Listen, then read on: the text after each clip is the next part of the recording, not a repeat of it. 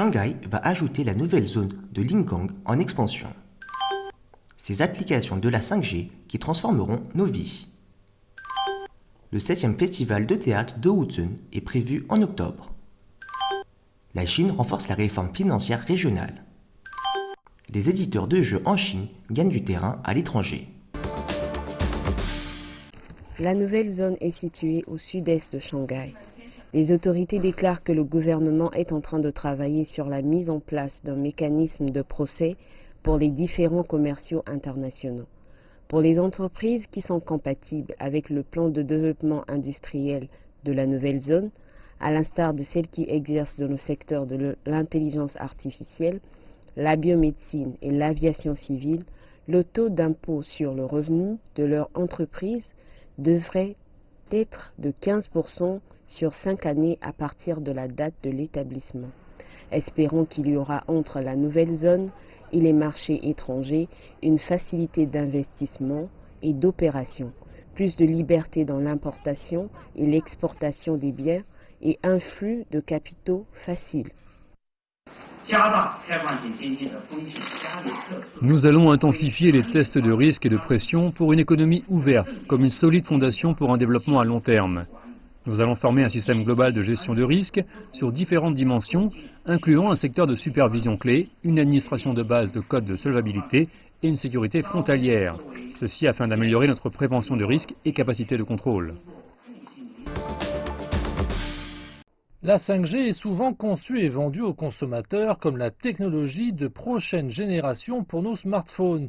Mais pour Huawei, l'avancée dans l'ère de la 5G va au-delà des appareils mobiles. Le géant de la technologie s'est associé à diverses sociétés en Chine, parmi lesquelles les autorités de transport de Chengdu, une ville du sud-ouest de la Chine. Ici, le deuxième périphérique de la ville est entièrement couvert par un réseau 5G. Nous voyons maintenant la première série de bus 5G en Chine. Elle présente deux caractéristiques. Premièrement, elle est compatible avec le réseau autonome 5G. Deuxièmement, c'est la plus longue ligne de bus du pays avec une couverture 5G qui s'étend sur 28 km. Le bus est équipé de plusieurs applications principales, notamment des téléviseurs 4 et 8K alimentés par la 5G.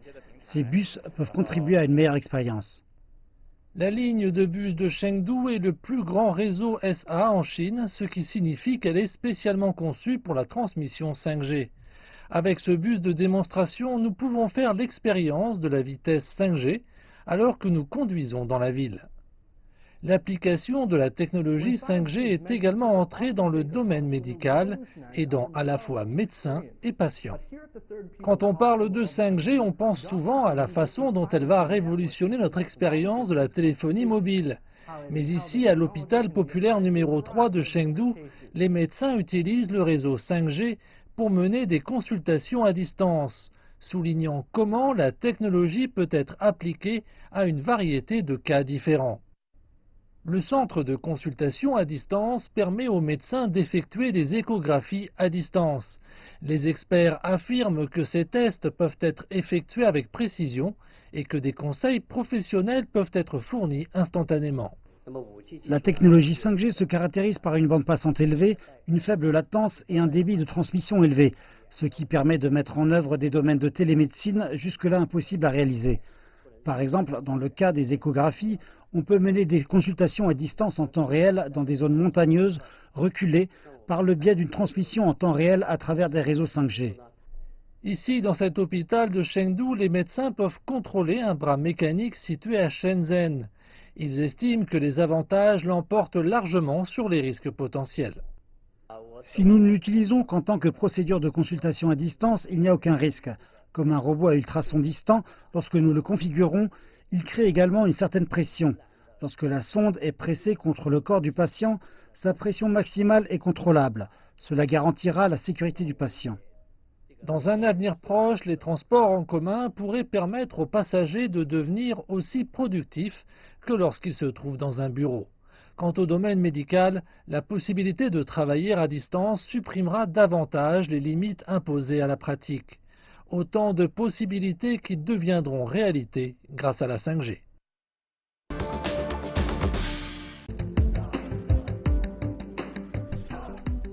Les gens parlent toujours des possibilités d'infidélité après 7 ans de mariage, mais pour le festival de théâtre de Wuzhen, la 7e édition est plus excitante que jamais. Avec le thème Young, qui signifie déferlement en français, le festival accueillera des talents de théâtre du monde dans l'ancienne ville d'O.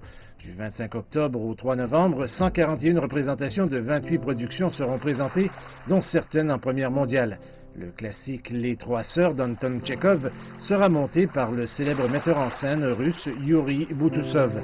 Le directeur du théâtre, Stan Lai, qui a cofondé l'événement de Wuzhen, a expliqué que des gens de théâtre expérimentés, mais aussi de nouveaux talents, viendront renforcer la dynamique du festival. Nous avons M. Peter Brook, qui a plus de 90 ans, vient nous présenter sa plus récente œuvre appelée Why. Ce sera la première de la pièce en Asie lors du festival. Et Eugenio Barba, qui a plus de 80 ans, nous arrive sa nouvelle pièce intitulée The Tree. Ils représentent la pierre angulaire, ils font des fontaines de la créativité contemporaine au théâtre. Et donc, ils sont avec nous et en plus, il y a de jeunes metteurs en scène qui, ensemble, se retrouvent au même endroit, au même moment. Vous pouvez constater à quel point cette réalité est dynamique. Le festival de théâtre de Wuzhen comprend également une section avant-gardiste axée sur les drames expérimentaux des nouveaux metteurs en scène chinois comme Cheng Minghao, Wang Chong et Ding Yiteng qui présenteront leurs pièces sur scène cette année. Selon Stan Lai, l'un des objectifs du festival est de nourrir les futurs talents et cela donne des résultats prometteurs. Par exemple, Chen Minghao qui va monter la pièce expressionniste de George Kaiser, de l'Aube à minuit. Il le fait en tout respect de l'œuvre puisque la représentation va commencer à 1h du matin et se terminera à 6h du matin. Il a déjà gagné le premier prix du meilleur jeune metteur en scène au festival de Wuzhen, donc nous le considérons maintenant comme l'un des plus importants metteurs en scène de Chine.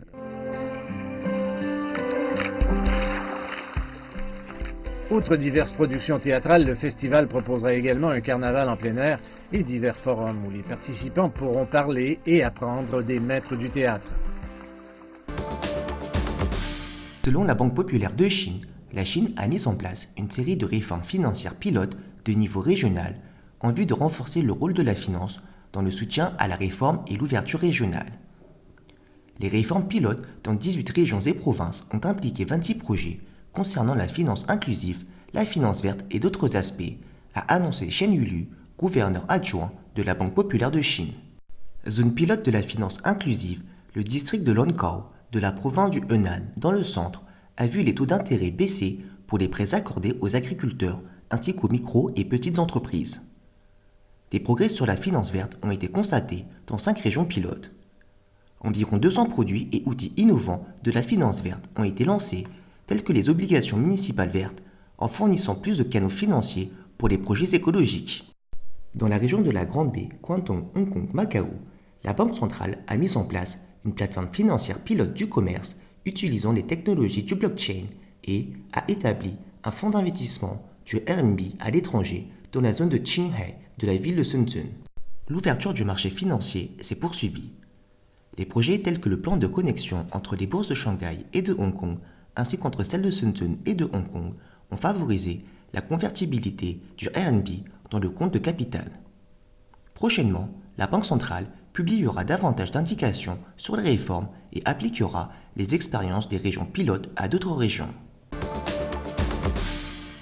Les éditeurs de jeux basés en Chine ont continué à observer une expansion mondiale soutenue au premier semestre de cette année, alors que les joueurs étrangers dépensaient plus pour des jeux chinois, a révélé un rapport industriel.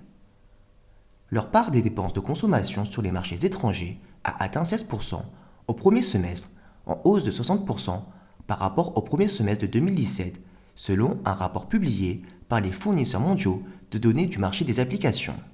Les États-Unis ont dominé les dépenses de consommation pour les jeux chinois au cours de cette période, tandis que l'Asie du Sud-Est a enregistré le plus grand nombre de téléchargements de jeux chinois. La croissance des téléchargements de jeux chinois à l'étranger va probablement stagner, alors que les dépenses de consommation représentent un potentiel de croissance énorme, en particulier sur les marchés développés, car les consommateurs locaux possèdent un pouvoir important de dépenses, a déclaré Taiping, responsable de la région Chine à App Annie.